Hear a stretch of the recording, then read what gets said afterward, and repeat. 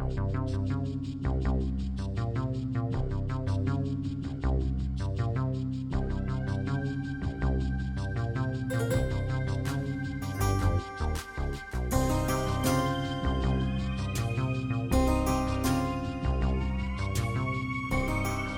to Spooky Times with Eric D. I am your host, Eric D. So that worked out. This is a brand new episode with a brand new guest, and I'm very excited to present this to you. I am recording this intro on the morning of Saturday, October 8th, 2022. And that's an important date if you're a child of the 90s like I am, because that is the day, the 30th anniversary of the day the video game Mortal Kombat was first released in arcades. We all remember the commercial. Again, if we're children of the 90s, kid comes out to the middle of the street, screams, "Mortal Kombat!" And all the kids come running, and that kind of is what it was like. I mean, not exactly like that, but it was such a frenzy. Well, today, the guest on this particular episode happens to be someone who was a part of the original Mortal Kombat.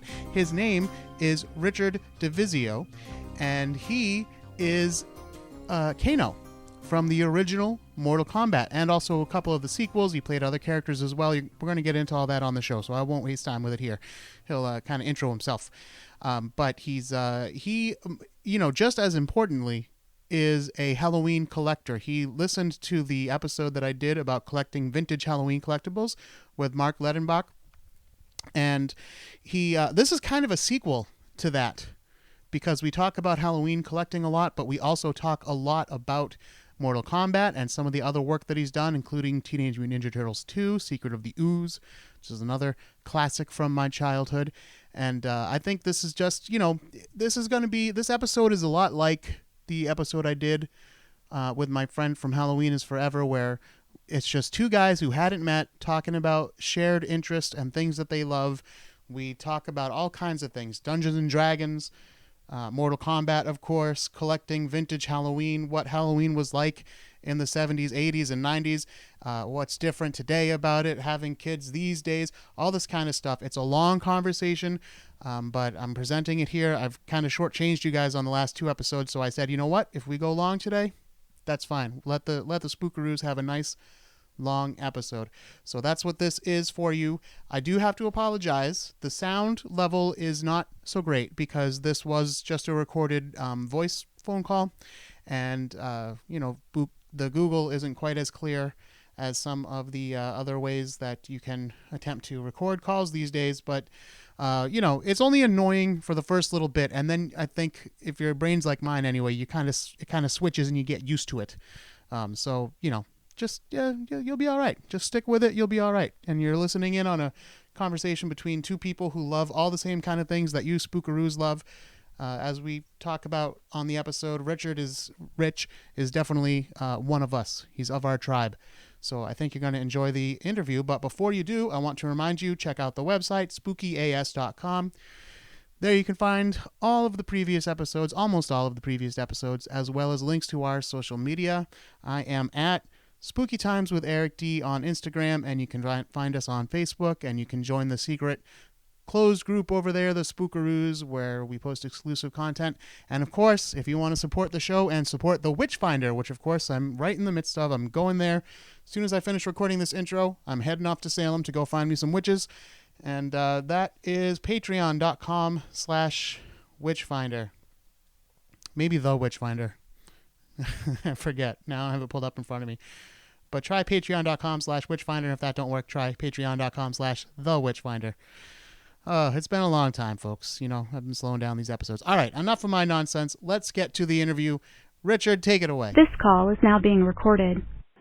So, Eric, I found your show on Spotify because I am a Halloween nerd. I will just say that I do collect Halloween postcards. And, there's that feeling when you're looking for others that are into the same thing that you are, you're on a hunt to talk to the same kind of people, so you're looking everywhere, online, and I thought, podcasts. I'm like, there's got to be some sort of podcast that has to do with Halloween or, collecting, and I looked it up, and there came your podcast on Halloween collecting with Mark Levenbach, and so, I had a great evening listening to that, one of my favorite episodes, and that's how I found you. Well, I'm glad you did, and yes, I think you're in good company now because most of my listeners, maybe not necessarily as vintage as you and I like, but we're all Halloween fans. Oh yeah, and I've already learned a lot from listening to Mark through that podcast, and from you as well, and some of your others too. Actually, I learned. What is it? You had one about, I think you were talking there was a guy who's like a tour guide in Boston, and there's a lot of bodies that get dug up, cause he does, like the graveyards and stuff like that. Yeah, that's Ray. Yeah. Okay, yeah. Awesome episode. Love that. Oh man, cause I love history, and, definitely one day I gotta hit the East Coast and do the whole, Massachusetts, Rhode Island, H.P. Lovecraft Town. I got to do that because I love H.P. Lovecraft, and yeah, totally. But that's what I love as well. I used to have all the books. I don't have any of these, but I was introduced to those weird tales, those old pulp magazines. Yes. Yep. And I don't know if those are like 30s, 40s, maybe even older. I'm not sure. But definitely those were right around that time, and even the illustrations on the covers are really cool too. So, and I'm an artist. I grew up, I used to draw my whole life, and just anything art related, I have an appreciation for. And I went to art school, and actually the art school that I went to is called the American Academy of Art in Chicago, where comic book artist Alex Ross graduated from. I cannot draw or paint like him at all. None whatsoever. But I wish I could. Oh, man. If I could do that, you know what I'd be doing. I'd be doing, like, Halloween art. Yeah. In that cool, like, watercolor style. I would be doing, like, really cool covers that you see on some of these, old Halloween magazine covers. The illustrations that you see sure. or the Saturday Evening Post. Like the, which ones I'm talking about, right? Rockwell? Yeah. I knew there was a rock in there somewhere. Yeah. Yeah, I'd be doing that if I can paint like that, but I can't, so. But I did go to school for, computer graphics and animation. And if you're looking for a job in the animated world, and, animation world, you definitely got to move out to LA or something like that, Yeah. In Chicago, there's really not much. And then there's the big game company back in Chicago, which is NetherRealm Studios, which used to be Midway Games. Sure. Where they made the game Mortal Kombat. There's a good lead-in, right? Yeah, well, we could certainly talk about that. So for those of you, you'll know because I mentioned it in the intro, but Rich was the original Kano in Mortal Kombat.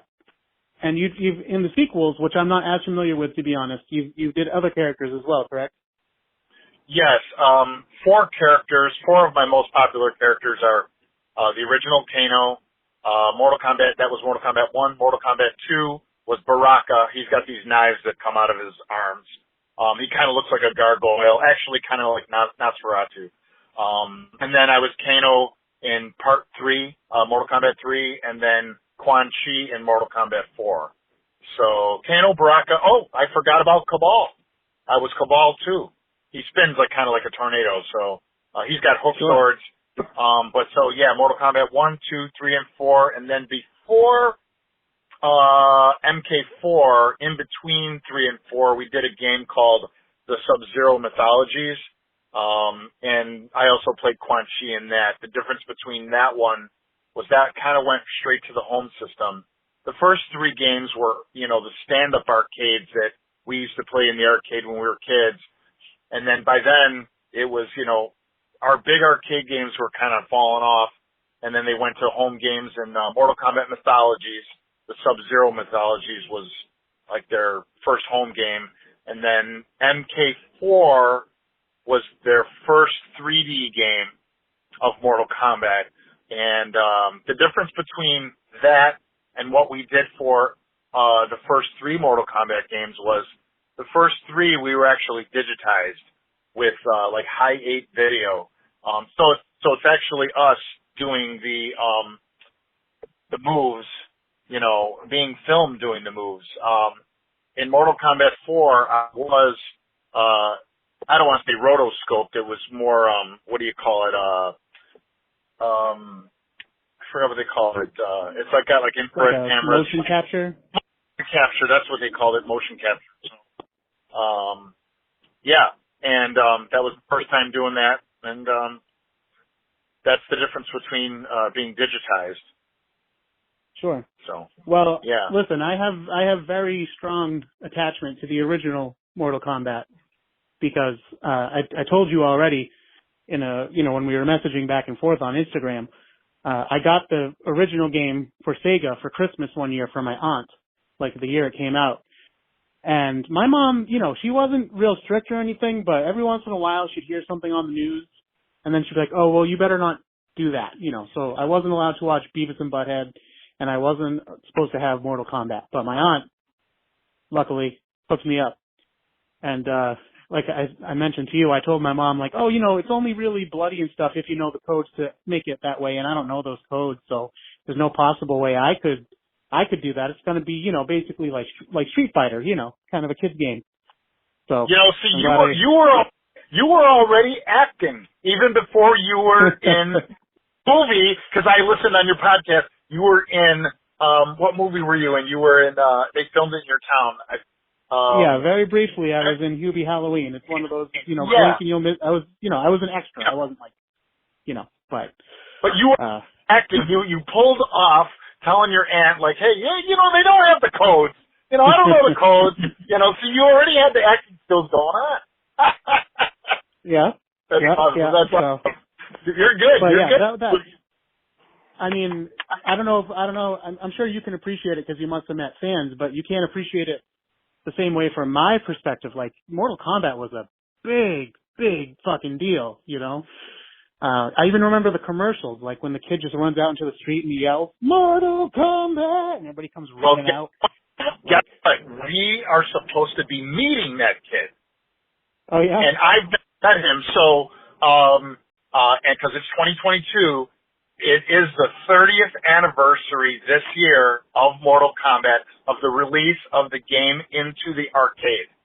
So, October 8th, 1992 is when the game was released into the arcade, and October 8th, 2022, we are doing the 30th anniversary in Wichita, Kansas. And supposedly, we are supposed to be meeting this kid. Well, he's a grown man now. I think his name is Kyle Wyatt. And he was the kid who screamed, Mortal Kombat! So I saw him in an interview, and the guy who hooked up this 30th anniversary party that we're all going to be at, he's like best friends with this guy. Well, yeah, it was very memorable, but I think too, and maybe this was the same for you. I assume you did martial arts, and that's kind of how you landed the gig, correct? Well, I didn't land the gig. I don't want to say I landed the gig because I did martial arts. It was a part of how I landed the gig, but I had grown up with the co-creator of Mortal Kombat. His name's John Tobias, and we've known each other since teenhood. And Tobias actually went to school with Alex Ross, the artist, at the American Academy of Art. And during that time, actually before that, I've known John Tobias since we were teens, and hung out. And by the time John graduated the American Academy of Art, he's an awesome artist. He had gone and worked for the real Ghostbusters. He drew the comic for Now Comics. And then after that gig, he got a job at Midway Games to be an artist. And his first game, I think, was Smash TV. And then the second game was Total Carnage. And then his third game was a game that he had to create to blow Street Fighter out of the water. Because Midway Games needed a fighting game because that was like the big deal then. And my phone rang at my house. And I know I'm all over the place, but I'm going to tell you, I had just gotten home from filming in Wilmington, North Carolina. I was actually a foot soldier in the Teenage Mutant Ninja Turtles film, The Secret of the Ooze, the second film. Which is also awesome. So, yeah, like, that was like my first big franchise that I was a part of. And I was just an extra, but I got a screen credit, which is cool. So I was a principal foot soldier. I was in a lot of scenes. But I had just gotten home from filming 3 months, and John calls me, and I'm living at my dad's house at the time, and he's like, hey, you know I'm working at Midway. And I said, yeah. He's like, so I want to do this, like, fighting game thing. And he goes, you know what a fighting game is? And I'm like, no, John, you know me. I like Pac-Man, Tempest, Defender, Stargate, Galaga. Those are my games, you know, Donkey Kong, whatever. And he's like, well, he goes, have you ever heard of Street Fighter? I said, yeah, I actually did. And he says, yeah, that's kind of cartoony looking. He goes, but I have an idea. I want to try something. So this is where I throw in the reason why John called us, called me. Well, I've been doing martial arts since I was 13 years old. And, of course, John knows this. And they were originally supposed to be doing a Jean-Claude Van Damme game, but Van Damme did not want to come down from, like, the Hollywood world and do a video game. I mean, you know, why would he come down and do a video game? He's already a Hollywood star. So that's pretty much the gist of the story. But so John's like, well, you know what? I got friends who do martial arts, so I'll just call them. Yeah. Calls me, and a bunch of us who all trained since we were really young, my friend Daniel Pacina, and his brother Carlos Pacina. We all grew up together. Actually, Daniel was my personal trainer, let's just say my Shifu, because we practiced Northern Shaolin 7-star praying mantis Kung Fu, traditional Kung Fu, and Chinese Wushu, which is the style that Jet Li does that you see. Now it's used in all the John Wick films. We were doing that stuff in the 80s. Anyway, John calls me. He says, hey, I'm doing this fighting game. Can you guys come in tomorrow? I want to try something. And I'm like, okay.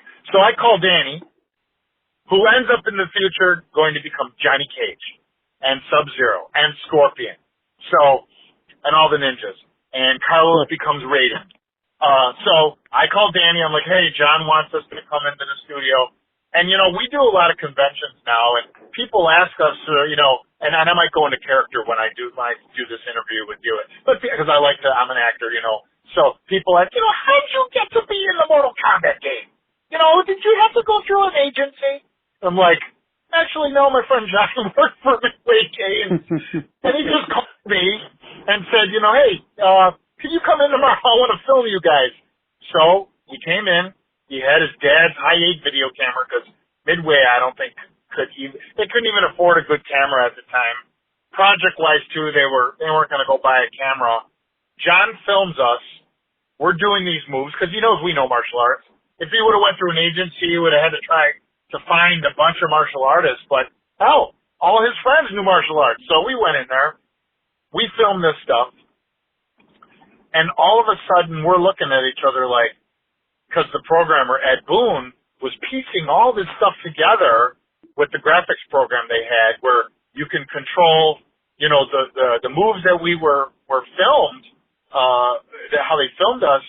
He can program it so the buttons, when you press them, you know, it shows me punching. Video of me actually throwing a kick and punching. And when you layer all that together with the programmer, you're basically calling up every video file. It's layered on top of each other, and we're looking at each other like, this is fucking awesome. Like, this is going to be cool. And no one's doing this. I mean, there was, I think, a digitized game before that, but the uniqueness that we brought was the fact that we've all been doing martial arts together as friends since we were kids. We kind of each had our own unique style that we can bring to the table. And we were all characters in our own right. You know, myself, even John Tobias, the co-creator, we were all huge fans of the time. You know, we grew up with Star Wars. We grew up with Indiana Jones and the Temple of Doom, the John Carpenter films.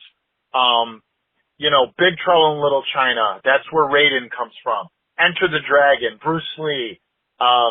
You know, all these different things are melded into John's mind to come up with a game that encompasses a tournament called Mortal Kombat.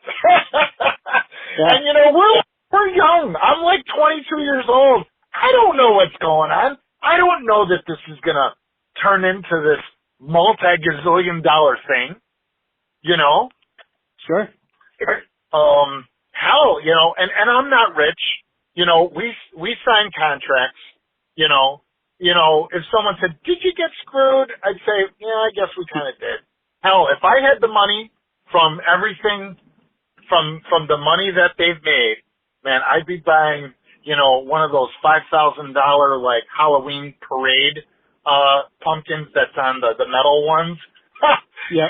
You know, my collection, you know, so I can have one of those because I've seen the prices on those. They're a lot, so I can't afford one of those. But imagine the collection I could have, Eric. Oh my God.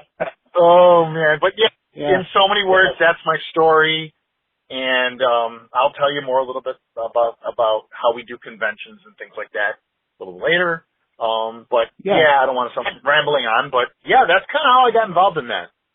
Yeah, well, no, that's the point I was going to make, and that's why I asked if you had done martial arts before, is because that was like such a thing in the 70s and 80s. I feel like that kind of, you know, isn't so much now, but especially before UFC and everything became mixed martial arts, you know. Yes.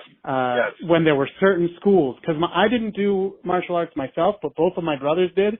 And we were all, I joke with my fiance all the time that I grew up in an Asian household, basically. We are not at all Asian, but we had a weapons rack full of like, you know, like ninja weapons and like all this kind of stuff. And you know, we were always at dojos and that kind of thing with my brothers. And, you know, obviously blood sport. Hey, so you didn't destroy, your garage door with a Chinese star like I did then. Through the Chinese star, and then my mom comes up. What the hell is this? There's holes in the ground. Like, yeah, but the Chinese star, it sticks to it really good. Yeah, well, you should have just told her. Well, yes, and you'll be thanking me when a ninja tries to break in, and I'm prepared. There you go. Yeah, that's right. Wow, you had weapons. Boy, you were ready. You were ready for anything. Well, but again, they were my brothers, really. But you know, we'd mess around. But yeah, no, I my fiance doesn't believe me, I don't think. But anytime we watch a movie or something, I'm like, no, we had all of this stuff. We had this, you know. He even put plumflower poles in the backyard, you know. But yeah, but you know, he was dedicated, and it was just such a thing. Like martial arts was just everywhere in the 80s, and you know, obviously. Karate Kid had a big role with that, but even before that, Bruce Lee becoming a big star post his death, unfortunately. But yeah, so yeah, you know, Mortal Kombat just came out at the perfect time. It was an awesome game, had so much buzz around it. All of us kids were playing it. It would be like the thing to do at like sleepovers and stuff like that was we just play Mortal Kombat all night and see who had what it took, you know. But you know, when that game came out, you know. We were kind of told things, you know, like, you know, don't do any interviews because people are going to ask you about the violence, you know, and I'm thinking, like, okay, but we do a lot of conventions now, and so people will, you know, there's parents there with their kids, you know, people who grew up with us, and, you know, we always tell them, listen, you know, it's fantasy, it's, you know, it's parenting, you teach your kids, this is not reality, and we, instill that, it's not real. And so they really appreciate that when we're out at conventions and stuff like that. And,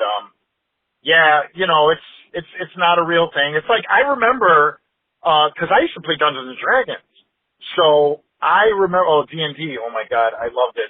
And I remember there was a time when kids were going around and, doing bad things with Dungeons and Dragons. And I'm thinking, it's not real. Like, don't go and kill somebody, it's just fantasy, so I don't know if you ever played Dungeons and Dragons. Oh yeah. Awesome.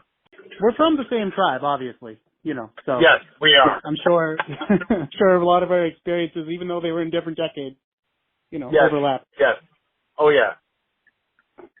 All right, well, let's get back to talking about Halloween a bit. So speaking of growing up and things overlapping, because I know you listened to some of my episodes specifically about Halloween, so you've probably heard some of my Halloween stories, but what about you? What was Halloween like for you growing up?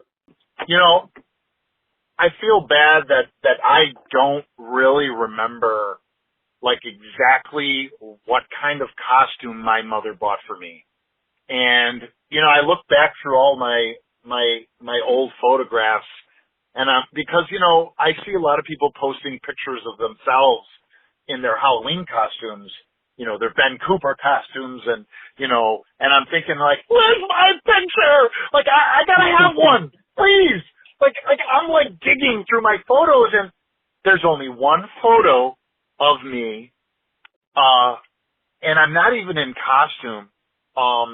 It's me with Gene Simmons kiss makeup on my face, and with my baby blue collared Catholic school, collared shirt on, getting ready for school in the morning, and with I think it was like my brother and I were in the bathroom, and my mom took a picture of me putting my Gene Simmons makeup on, and I'd walk to school, and the nuns were giving me crap, and they made me go back home and take that white makeup off.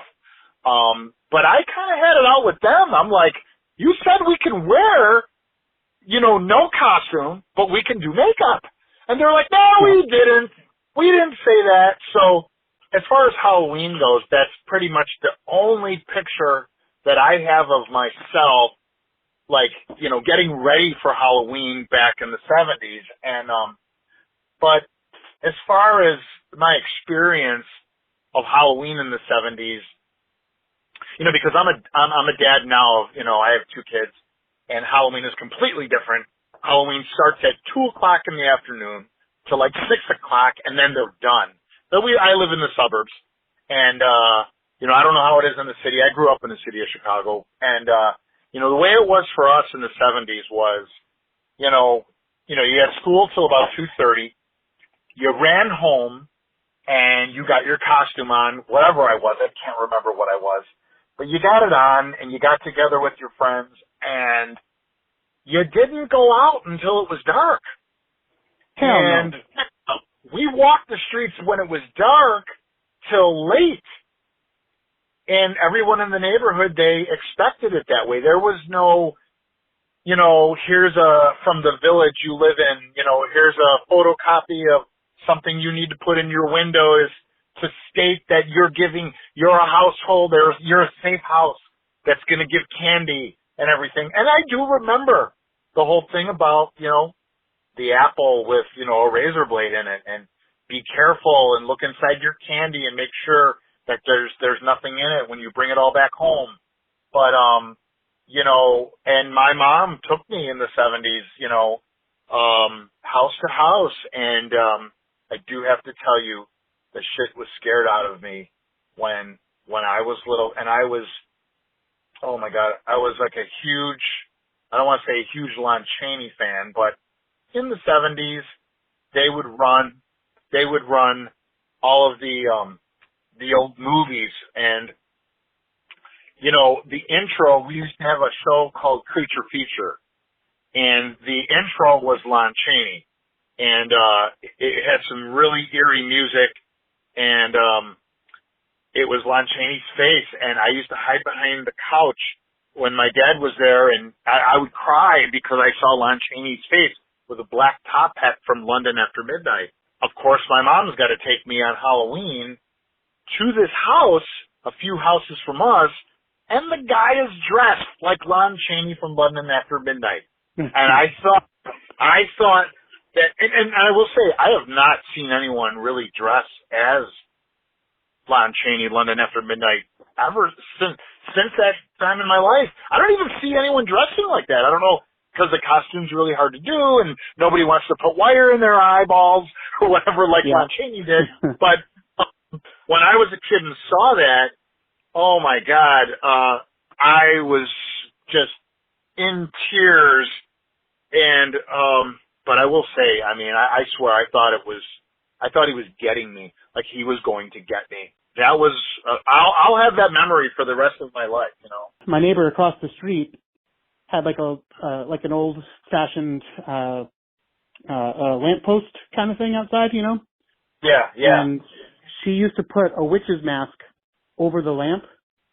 Okay. And then the cape hanging down and the witch hat. And it didn't look real at all. But to a little kid, I was like, I know that that's not real, and I know that that's a mask because that's my friend's mom, and I watched her put it up.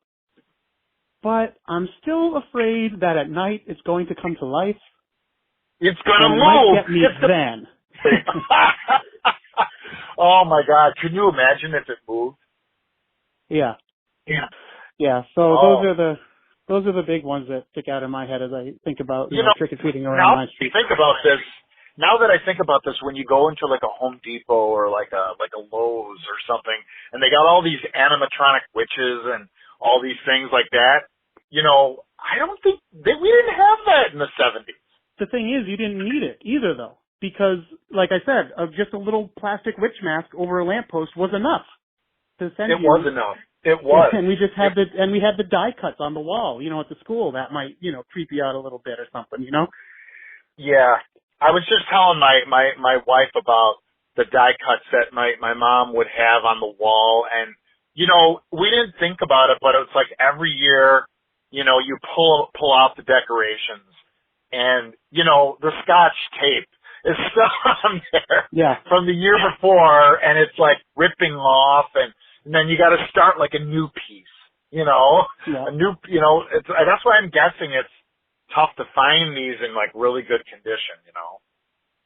It can be. I'm lucky enough to live where the Denison factory was. The Denison company was the one that made a lot of those die cuts.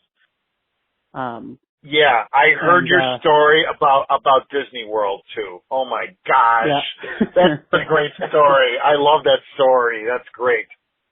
I mean, to a little kid, Denison Manufacturing looks like Disney MGM. That's all. You know. So tell me, when I heard you telling this Denison story, I wanted to ask you so badly, but I couldn't like pick up the phone because I didn't know you yet. But I'm like, I want to know from you, like, have you gone there? Have you walked around the building? Like, I want to know, like, have you taken pictures, selfies? Have you walked through? Is there an alleyway? Tell me.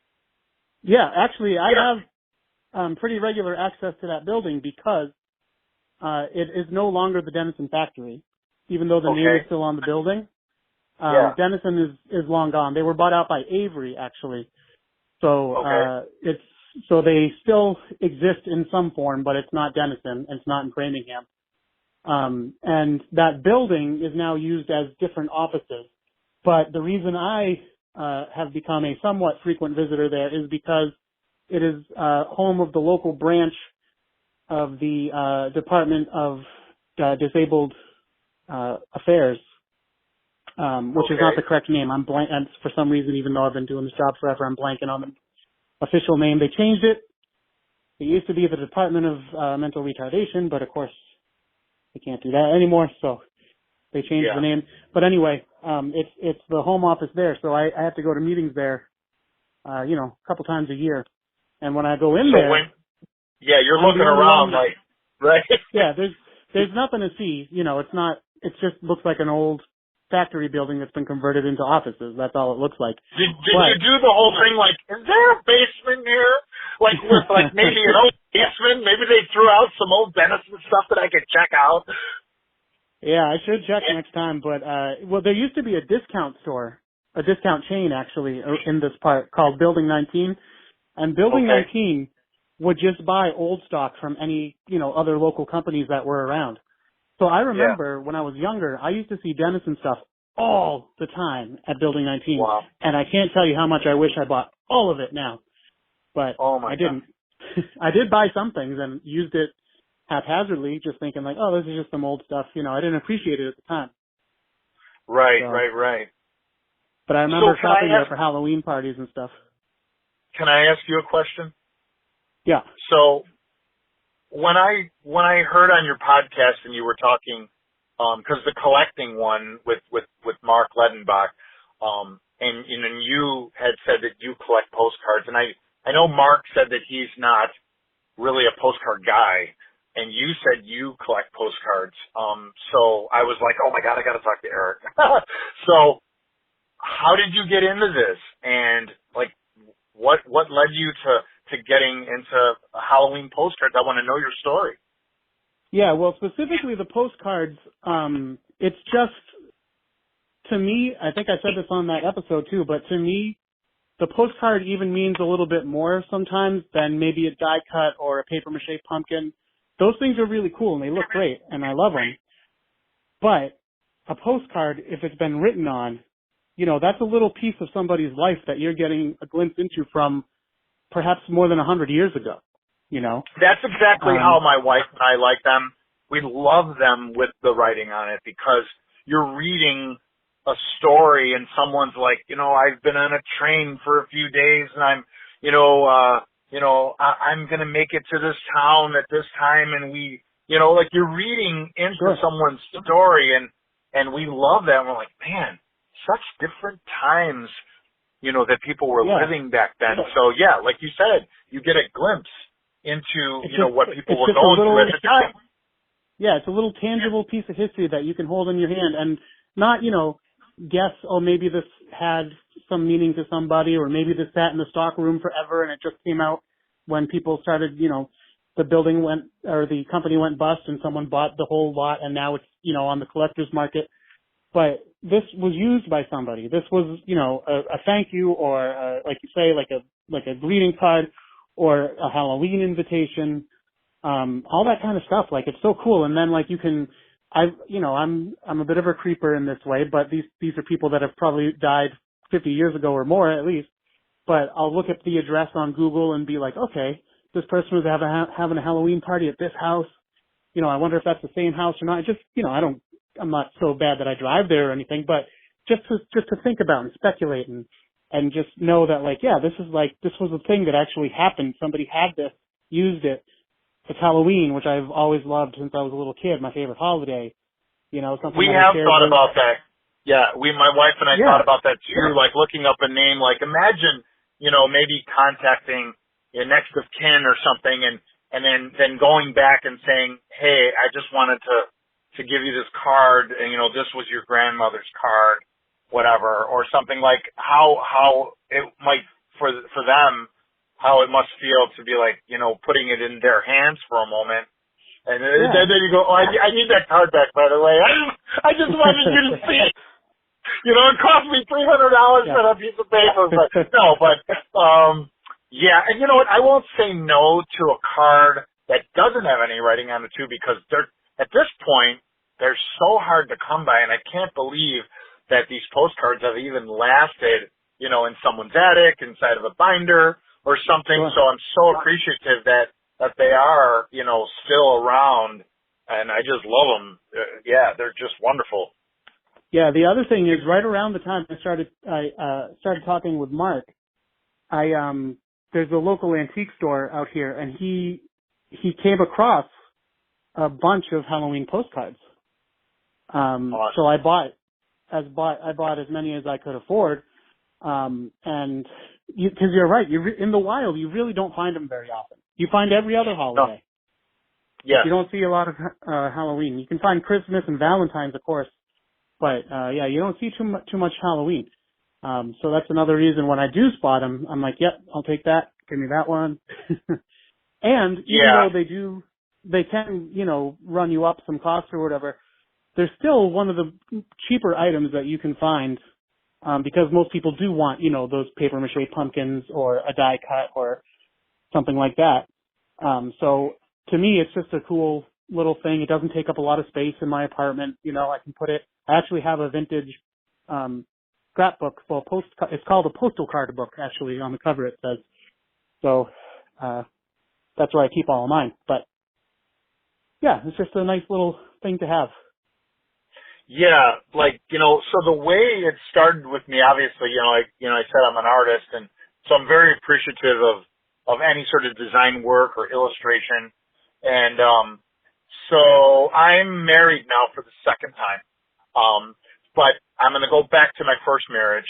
And, I've always loved Halloween. In my first marriage, when we bought our house and, started our family, and now we have, I can do Halloween with the kids and all that. It was like a big thing, like, ooh, I'm going to do Halloween. Now I get to give candy at the door. And, I was younger, and, I got to do all the things that, my parents used to do for me and all that. And so one day I happened to be thinking about it, and I don't know why I did this, but I was on eBay. And I don't know what I typed. I may have typed like Halloween art or something. I can't really land exactly what I did, but something came up like a Halloween postcard. And it was a Raphael Tuck and Sons, and it was the Series 150 with the lady looking in the mirror with the witch, kind of like her shadow over her shoulder.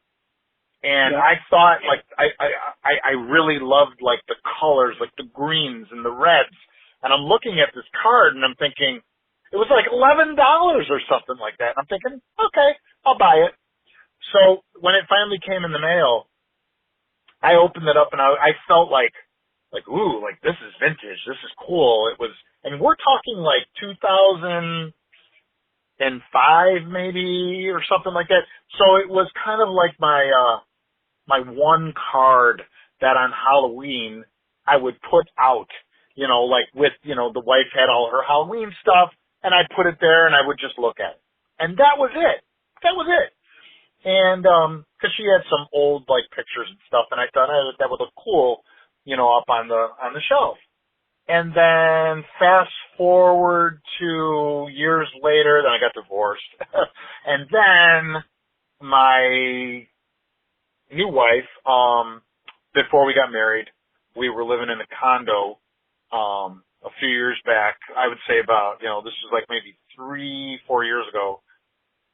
And I'm sitting there on the couch, and I looked at her. It was probably the fall when the mood was just right. And I said to her, do you know about Halloween postcards?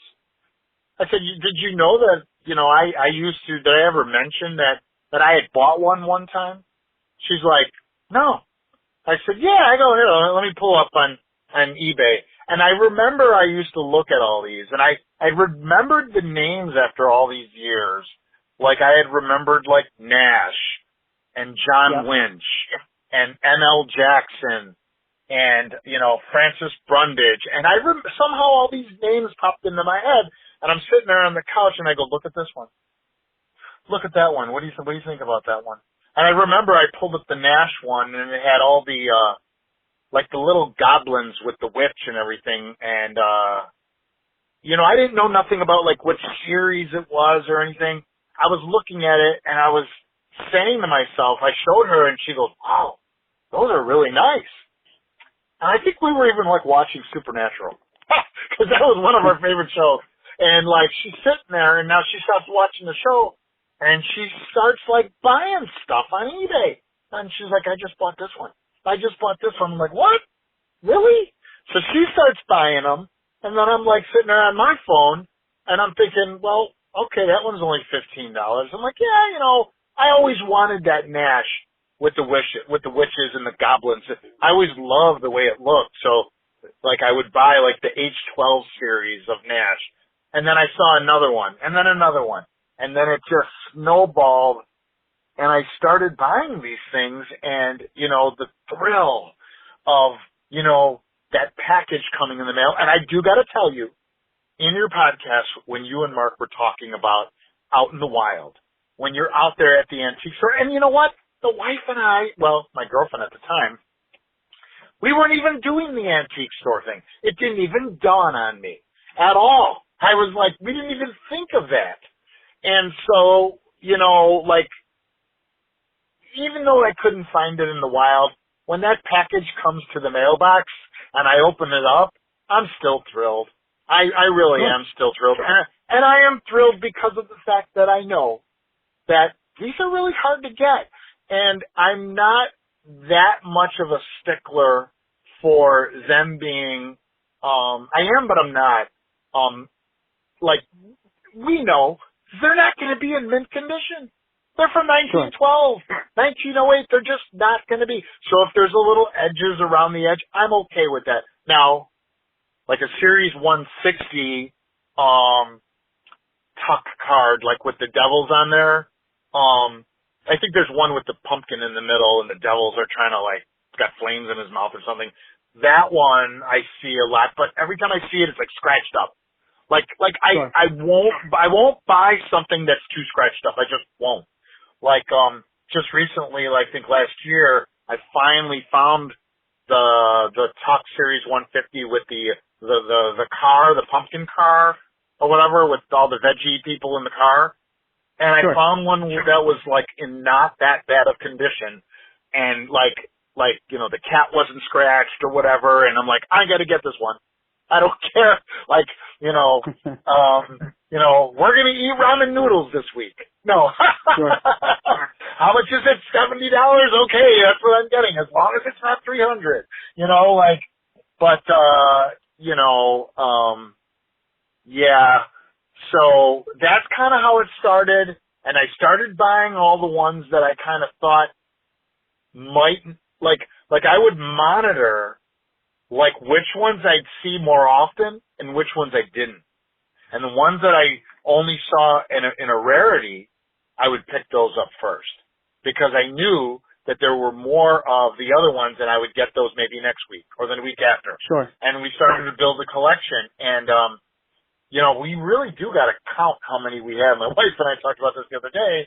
I don't know. I know we have over 100, maybe 200. I don't know. Wow. I know Mark was saying something about 2,000 or 3,000, but I don't know. How many do you got? I don't have that many because I mostly just bought, like I said, I bought a few from the dealer and then I've got a few off eBay as well. But I really, like I said, just kind of started with the postcards not that long ago because I work in Salem. I don't know if you heard me talk about that at all. But I work in Salem, which is called Witch City because of the witch trials that happened there in 1692. Yes. And I started actually getting postcards, like vintage postcards of Salem. So I'd always be looking for those. So that kind of started that in my actual hometown of Ashland. So I'd always try to find those. But, then the Halloween got added to it. So yeah, and Denison I just pick up anytime I can. But honestly, I'm not a very wealthy person, and it's hard to pick up these things sometimes. But I got a little collection going, you know. Yeah, the wife and I looked at each other and we're like, man, it's a good thing we started like 3-4 years ago because I've seen the prices on eBay now and like what I paid for them then, like I just couldn't buy certain ones right now. And, you know, besides the postcards, I really like the paper goods, like the magazine covers, the candy, you know, the candy, ads. Of the time, you know, the 1950s, the 40s, I really love those. I think there's one that I picked up, what is it, Olin batteries? Did you see that one? No, where it's a Olin battery, I guess those were batteries that you'd put in like a flashlight in the 1940s, and you would take that flashlight with you when you were trick-or-treating, and the illustration for that advertisement has like the two kids walking down the street with the flashlight and their pumpkins on Halloween, And that ad, like, you hardly see it, but when I saw it, I had to grab it because it's awesome. And, you know, like, and which leads me to things like, you know, obviously, like, I see a lot now, like, through Etsy, I see a lot of, like, downloadables where, you know, this stuff is now, like, public domain, where, you know, it's so past its point where people they might have it, they scan it, and I don't really know the logistics of all that,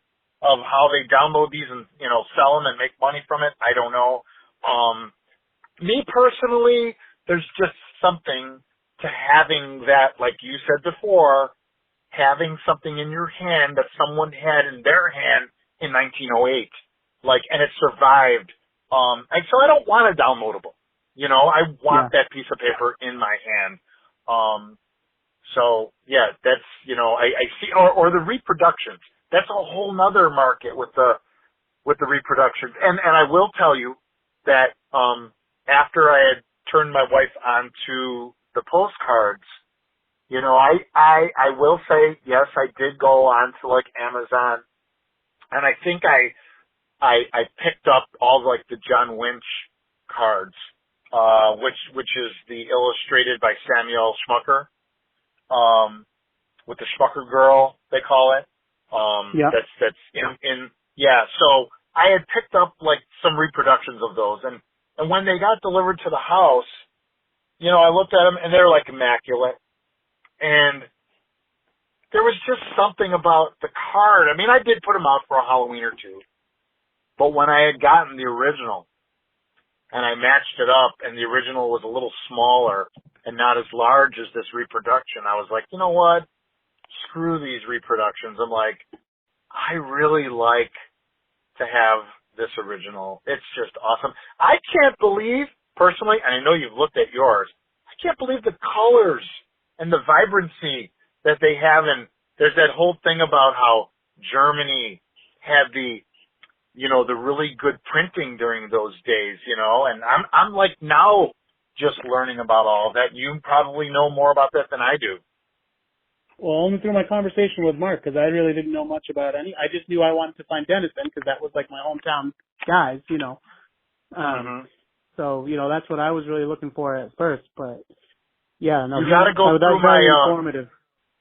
You have to go through my Instagram because I have a lot of posts of a lot of the like the advertisements, you know, from the 40s and the 50s, and you know, just now learning how to use this whole Instagram thing.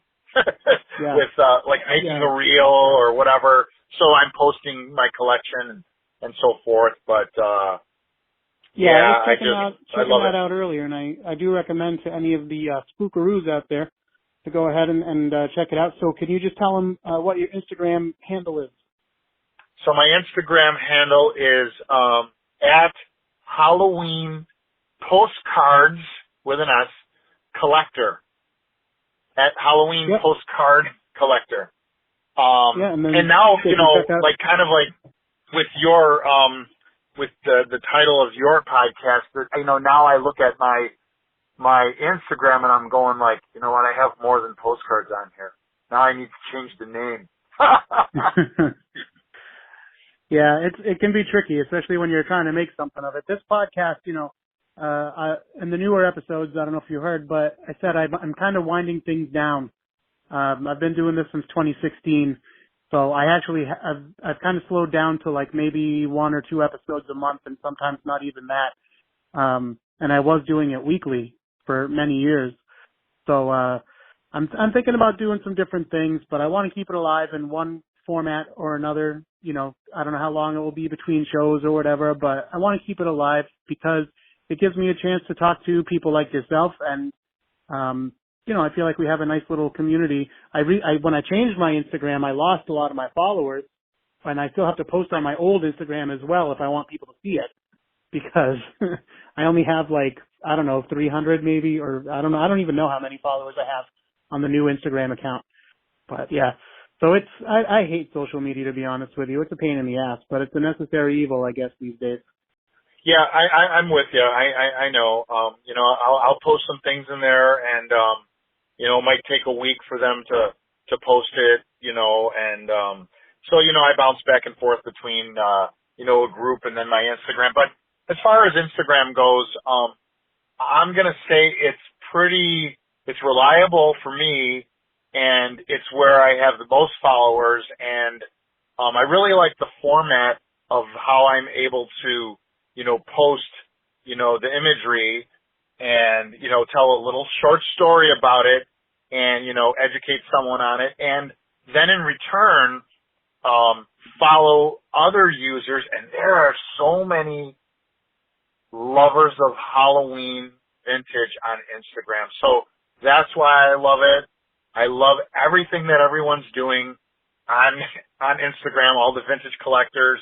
But even whether it's Halloween decor and people are posting, you know, what they're doing in front of their home, like me, myself, you know, because I'm an artist, you know, like I pretty much won't do a regular plastic pumpkin. And the last few years I've been collecting the plastic pumpkins that you'd find at the store with the crazy faces on it. And what I'll do is I'll weather them to make them look like they're worn and old, with highlights in the eyes and the mouth and between all the pumpkin seams. And these pumpkins, the way they look, people are asking me, where'd you get those from? Where'd you get those from? And these are custom made, so they look badass. Because you're not going to buy these like this in the store, and then you look better than your neighbor. Your neighbor's coming and going, where'd you get those? Mine look like shit. Mine look like plastic. And I'm like, yeah, mine look fucking awesome. Well, you know, and they do. They look, and so, which I do want to do a project because I can't really afford the German paper mache pumpkins, but I really love the face on you know, the German paper mache pumpkins. I'm kind of getting into that right now, and I've been following like the prices of those. And one thing kind of shocked me is you know, when you look on eBay or wherever, and then like I'll see like in the description the actual size of one of these little German paper mache pumpkins. And it'll be like, you know, 4 inches by or 5.5 inches by whatever. And I'm like, that's kind of small. That's like really small. Then I start asking myself, like, what did they use these for? Did they use these to put candy in? Because that can't carry a lot of candy. So I'm just like, I mean, was it for display? Was it for carrying around? I mean, now a lot of times you see them with an open face, but they didn't have open faces originally. They had some kind of like almost sheer, I guess it wouldn't have been plastic. It would be a type of paper. And they didn't, or were there problems? There had to have been problems. I would imagine there were, but yeah, I don't know. I've actually never owned one because, you know, the other problem with living in Massachusetts, is we are known for being a little spooky in New England, and, it's kind of a destination for that kind of thing. So everywhere you go, the prices are going to be even more than they would be somewhere else, you know? Yeah, believe me, the one I have already thought, we thought the same exact thing like everyone else. We're going on vacation, and we're going to like Rhode Island, we're going to Massachusetts, and we're going to have a field day. And then like you said, like I'm going to get there. Like if I go to the local antique, you know, flea market or whatever, like, am I going to see some cool shit? Or, but it's probably going to be a lot of money. Yeah, you can find it. There's a great antique store in Salem, actually, but you know they're going to charge you a premium because you're buying it in Salem. Now, so next week, like I was telling you before, is the 30th anniversary of Mortal Kombat. And the wife and I are driving to Wichita, Kansas, where the 30th anniversary is going to be held. Don't ask me why it's not in Chicago, where we actually created the game. That's a whole nother story for another podcast, but we are driving down. So the wife and I are already thinking, okay, look for an old barn, look for an old antique shop. So we're going to be, and it's fall, so we are going to be on the hunt looking for some stuff. Very good. That's our plan. It's a 10-hour drive, but that's okay because we are going to pull over. Actually, the 10-hour drive is probably going to turn into like a 20-hour drive because antique shop. Oh, it looks like there's a barn find over there. And we're going to just, go and, hey, do you have any German pumpkins? I'm looking for that person that doesn't know. The person that's going to be like, yeah, we got some old Halloween stuff here and that's $5. That's what I'm looking for, Yeah, those people are hard to find. And if you do find them, you got to be careful because they might be, if they don't know anything, they might be passing off, new stock as vintage and not even know it, I don't like that. When I go to an antique shop, the wife and I are out and it's like, a different time of the year. And all the dealers say the same thing. They're like, yeah, the lady who's got that has the Halloween stuff. Yeah, she doesn't put it out until that. I'm like, well, I want it now. I want it now. I'm not waiting until everybody else comes in, and then they're going to get it before me. And then usually they're kind enough to, well, I can give you her number. And I've called a few people too, and they'll like just plain out tell you, they're like, yeah, I'm not putting it out until Halloween. I'm like, all right, whatever. I'll tell you the most frustrating thing around here. There's an antique store that they, year round, they have 3 rooms full of vintage Halloween. Oh, geez. There's 2 problems. One, the door is locked. The rooms are only unlocked for October. And like one night, 1 or 2 nights in October. Oh, no. Second, nothing in the room is for sale. What? It's like a museum. Yeah, it is a museum. And it's so frustrating because you're like, well, but this is in a store and I want to buy these things. But, oh well. But it is a fun place to go visit anyway and just look through and, dream. Well, when the wife and I hit the East Coast, we're going to look you up. Then we'll go out to dinner, and we will, we'll go somewhere. We'll get a steak or something. I don't know. You'll have to, come on out. We'll go eat. We'll talk Halloween. We'll go to this museum of sorts. It'll be awesome. Yeah, no, for real though, if you ever do make it out here, let me know. I can at least give you a tour of Salem, which everybody should. Anyone who's a Halloween fan, you got to check out Salem. Yeah, for sure. Oh yeah. Oh, definitely. We want to do the whole like the witch thing, and go and check out. I don't even know where that is, but we're gonna do all that stuff. Okay, so when I was a kid, there was at our local movie theater, there was a movie. I think it was about Sasquatch.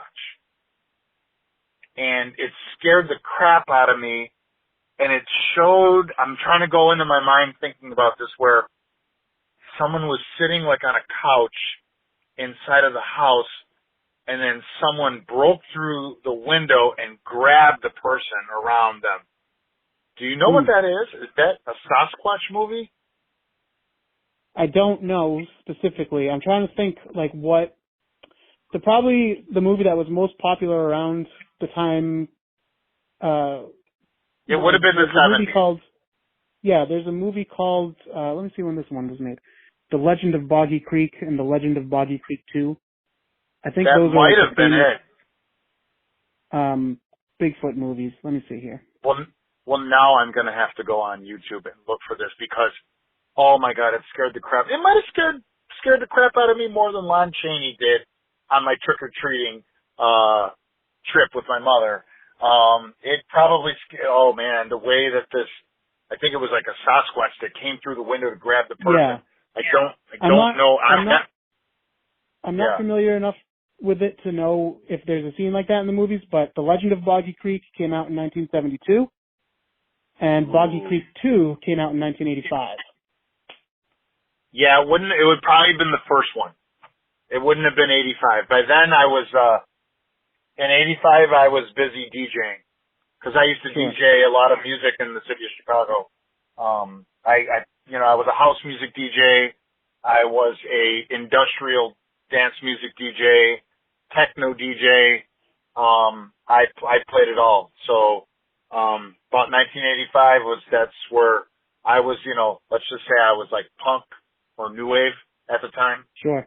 So, yeah. And, in fact, this Friday I'm going to see New Order. So if you remember who New Order is, New Order with the Pet Shop Boys. So yeah, that should be a fun show. Very good. Yeah, and but one more thing I did want to bring up. Are you familiar with like Joanna Parker and David Everett, aka Chicken Lips? Yeah. I looked it up when you sent them. I wasn't. Joanna Parker, I think I might have seen her stuff because there's a store, it even said on her website, there's a store in Salem that carries her stuff. Okay. So I was like, okay, yeah, I think I probably have seen that. But, yeah, both, making, vintage inspired art, in all kinds of ways, it looks like. Yeah, I just wanted to touch on that only because, even though I do like the vintage Halloween, I'm really appreciative of the fact that there are some new artists out there that are inspired as well by, things that they grew up with. And I just want to give them, praise as to, they are doing a really nice job at their art. And, they're awesome. So, and unique in their own way. It's like they're not trying to recreate, the art that was. They're doing their own spin on it, but they're really good artists. So they're being that I don't want to be like an art snob, but I kind of think of myself as someone that can tell the difference between, I don't want to say what's good and what's not, but I'll just say it, what's good and what's not. You know what I mean? Like, I look at something and be like, yeah, it's okay. But then I can look at something and I can go, I can see, that the artist, like, put time into, the design and the detail, and which maybe I'll end on this note. So, the 5 elements of design, if anyone's listening to this and cares, the 5 elements of design that you should take with you that I learned in school was called Bumpy. We would call it Bumpy for short, BUMPE. Balance, unity, movement, proportion, and emphasis.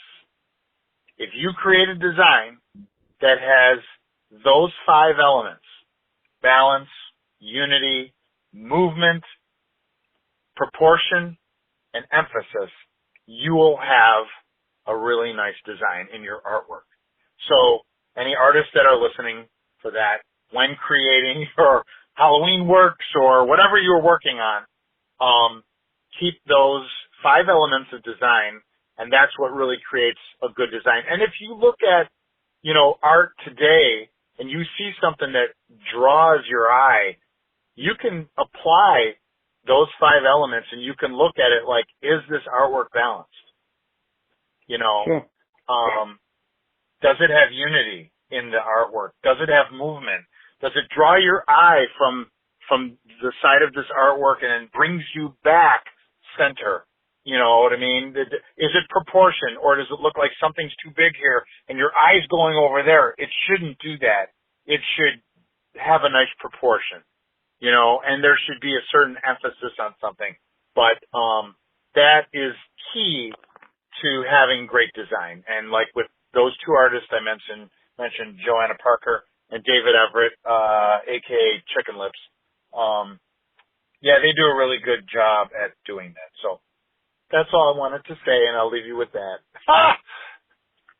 Very cool. Actually, there's one more thing you wrote down that I'd be interested to know, and that is what I asked all my guests last year. We already talked about Halloween, but what about your favorite horror movie? Ooh. I'm sure you've heard this 1,000 times, but it's going to have to be John Carpenter's The Thing. Yeah, that's a good one. Yeah. You know, there used to be a show on back when I was younger called Amazing Stories, Steven Spielberg. Did you ever see that? Oh yeah, we used to watch that one. Yeah, that was good. Always had like a lot of really cool stories, and well, you know what? We had a lot of cool shit back then. We had a lot of good stuff, you know, that we grew up with, you know. Yeah, well, there's a reason why it all comes back again, you know. Well, Stranger Things now is basically, you know, kind of, you know, you got the Thing poster in the basement where they're playing D&D, and it's in the background. Because, you know, those what are those guys' names? What do you call it, the brothers that did Stranger Things? I can't think of their name off the top of my head, but yeah, but they're our age, or somewhere around there, and they were inspired as well by, you know, John Carpenter, and, you know, and they're bringing it back. And, you know, that's the thing. So I actually love it. And I have two daughters, and my younger daughter, she loves it. And that's what's cool, is I love that she loves that. Because, you know, then I get to, because, you know, like she loves, you know, she actually, I got her, I took her to the Stranger Things convention. So, and I paid for her to meet Millie Bobby Brown. So she loved that, and I loved it. I think I you know, I was kind of hiding off to the side, but I kind of had some tears because I felt like as a dad, I kind of felt like emotional that, that I was able to do that for her, you know. And then my other daughter, you know, we're huge fans of Supernatural, and Misha Collins, who plays Castiel, the angel in Supernatural. We went to the Supernatural convention. And same thing, like, you know, I think it was like, I don't know, $80 or something. She got to meet, you know, Misha Collins. And I'm like standing there as a dad, and she's meeting Castiel. So I don't know if you followed the show, but, you know, and I'm seeing this, and I'm like a full grown man, but I'm like in tears. I'm like to see my kids happy, and it's just a wonderful feeling to see that your children, you know, appreciate things like you do.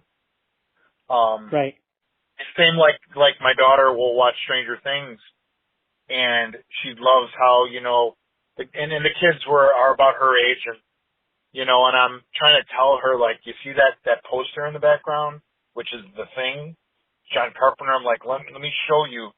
And then we have like a movie night, and then I show her, you know, the inspiration for, you know, why and how all this ties together, and how, you know, these guys made this film, and how Dad actually grew up, you know, during this time when all this stuff is now inspiring people to make films like this. And so let me show you the roots of where all this stuff came from. So for me, it's like really special to have, you know, the kids around this age right now. It's like, it's almost like I'm living it all over again, and I love it. So it's awesome. It's just awesome, you know. Well, listen, I hope that when you do conventions as a guest, you realize that people are having those same feelings about you. You know, it's funny you say that, and we are so humbled by the fans when we do these shows, because we do panels, and sometimes the rooms, you know, will have 300 fans in there.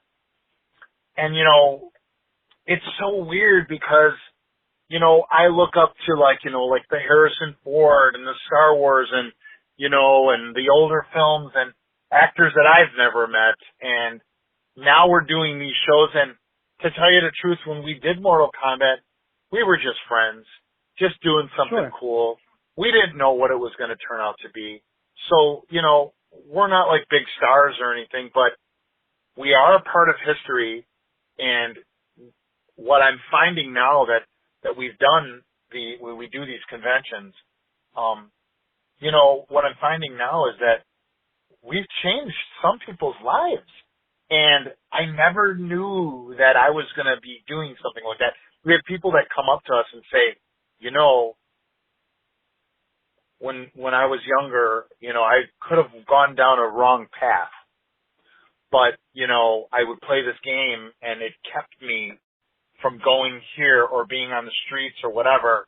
And we always try to promote, the goodness in things. And sometimes there's people we meet that when they were younger, they were out of shape or they, were overweight or they were not confident about themselves. And they would play Mortal Kombat and they would play the martial arts thing. And then they would go and join like a karate class or, a kung fu school or something. And they would get into physical fitness, which changed their life forever. And then all of a sudden they were into physical fitness and they became like healthier, and they'll thank us. And, they'll come up to us. Sometimes they'll have a tear in their eye and they're so, thankful. And then we, imagine being in that circle for a moment and, you give someone a hug and they hug you and you feel like you've done something for them in their life. And, that, is worth a lot to me, looking out at 300 people in a room at a convention, and we have a great time with them. I love to hear the stories of the fans, and, sometimes we even do things like we're like in a hotel, same hotel they're staying in for the weekend, and we're out on the floor somewhere, and fans will come up and we'll go, hey, what are you doing for dinner tonight? We're all going out to eat at this taco place down the street. You guys want to come with?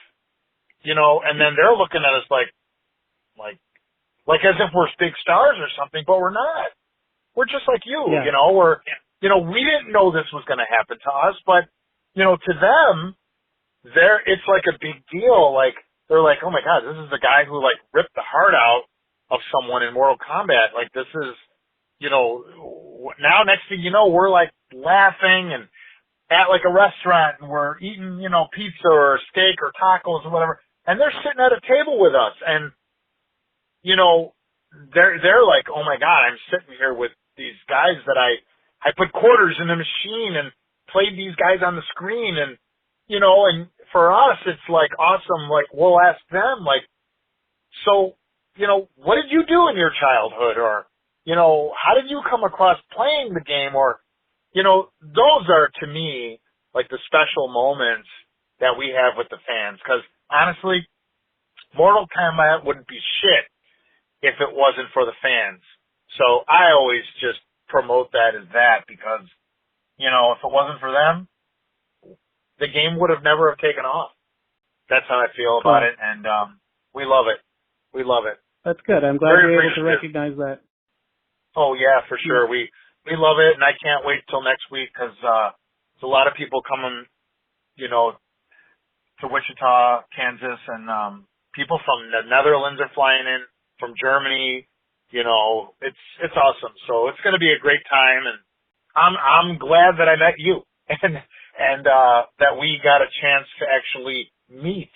And one day, I can't wait to meet you in person, and I'm glad we really got a chance to talk about stuff like this, and that you got to play Mortal Kombat, and it's awesome, and we're both nerdy on the Halloween thing, and sure. It's just weird how the worlds come together. It's awesome. Yeah. I guess you totally. said about social media, but I will say that social media has brought people together in this kind of way. Yes, well, that's the good thing about it. Yeah. Yes.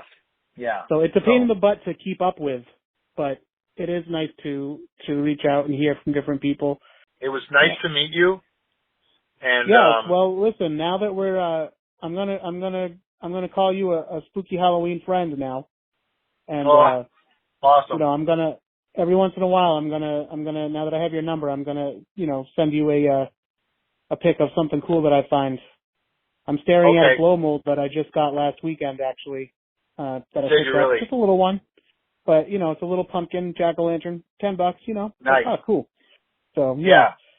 Just shoot me a text, I'm sure we'll be texting back and forth. Now I'm gonna call you my brother.